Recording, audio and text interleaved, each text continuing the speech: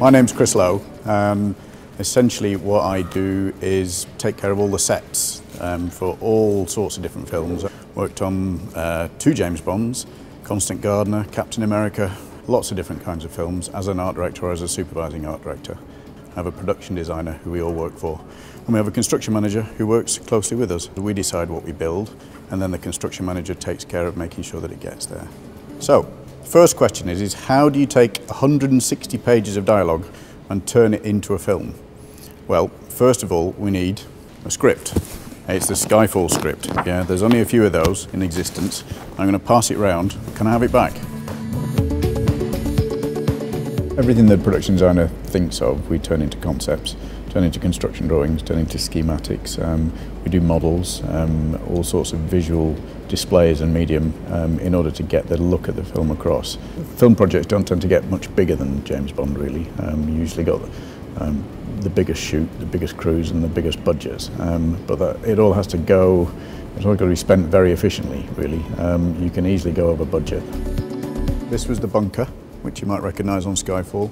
There's the plan in the bottom left, and then those are sections through, literally slices through the set, so the construction manager can cost how much scenery is needed, how many men it might take to build it, and basically we prefabricate, we pre-build all of the sets, and then we assemble it somewhere else.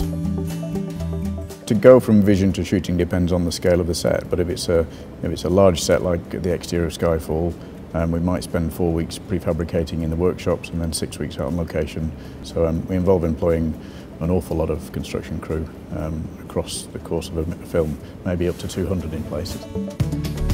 Sometimes it's a night scene. So what we did here is we built an entire heath on a stage about 20 times the size of this hall. We sculpted a heath of all the grass and all the moss and put it in, all undulating and going in different directions. And we put trees in there, and then we did a big light scene at the end there, which flickered light as if it was a burning building. All of the time we try to use real materials where we can, and we do physically use ply, plaster, fiberglass, paint, all the same things that go into building materials, but rarely do we use concrete or bricks. We tend to use scenery first and then cover it with plaster sheets. We cheat the eye all of the time, creating real looking things out of scenery. This is just paint, so basically this is plywood with plaster over the top, and then lots of Artex and flaky bits, and then stainers, and if you smell it you can smell all the different resins. But we also do other things. You know, we can paint marble. That's just a piece of MDF. Anybody recognise this? The chapel. That's it, it's the chapel at Skyfall. Some models are really simple. So we do all the construction drawings, and then basically we make a model. When we spoke to the director of photography, Roger Deakins, he said, can we make the holes a little bit bigger so I can get more light into the set? So this is the time that we make those adjustments, yeah? So this is quite a special model. Does anybody recognise this? It's the interior of Skyfall. And we build these models so we can show the director and the cameraman and the producers exactly what it's going to be and how we can play the sequences. It's funny, lots of people ask, you know, how does it feel when you finish shooting on a set? And it's usually a palpable sense of relief. Personally, I always like to look on an empty stage at the end, as it's a good way of emotionally moving on.